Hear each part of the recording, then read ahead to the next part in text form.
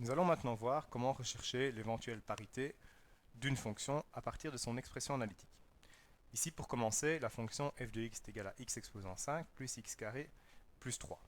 Alors, nous savons graphiquement que si une fonction est paire, elle présente une symétrie orthogonale d'axe y. Si une fonction est impaire, elle présente une symétrie centrale de centre 0, 0. Ici, évidemment, cela ne nous aide pas beaucoup.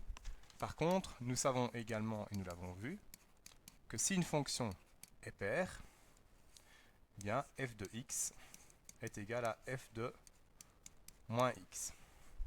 Alors f de x c'est très facile puisque nous l'avons, c'est x exposant 5 plus x carré plus 3. Est-ce que c'est égal à f de moins x? Dans f de moins x, nous allons remplacer donc dans f de x tous les x par moins x. Donc ce qui nous fait moins x exposant 5 plus moins x au carré plus 3. Ce qui nous fait donc moins x exposant 5, ben c'est un exposant impair, donc ça reste moins x exposant 5. Par contre, ici, le moins x au carré devient x carré, puisque c'est un exposant pair.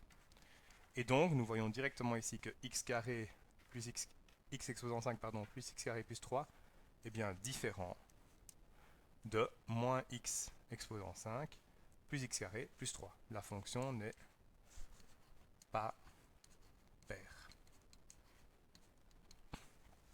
Alors, nous pouvons du coup nous demander, est-elle impaire?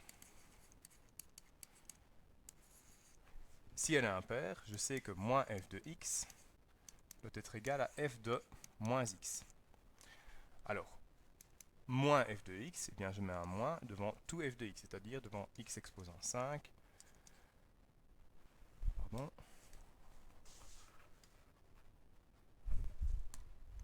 plus x carré plus 3. Et f de moins x, en fait f de moins x, c'est le même qu'ici, c'est-à-dire moins x exposant 5 plus x carré plus 3.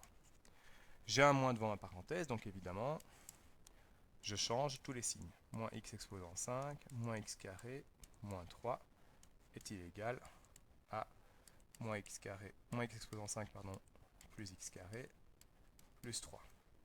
Et donc on voit directement évidemment que ce n'est pas le cas, ce n'est pas égal, et donc je n'ai pas une fonction qui est impaire. Donc, on peut donc conclure que cette fonction, au niveau de sa parité, est une fonction quelconque, puisqu'elle n'est ni paire, ni impaire.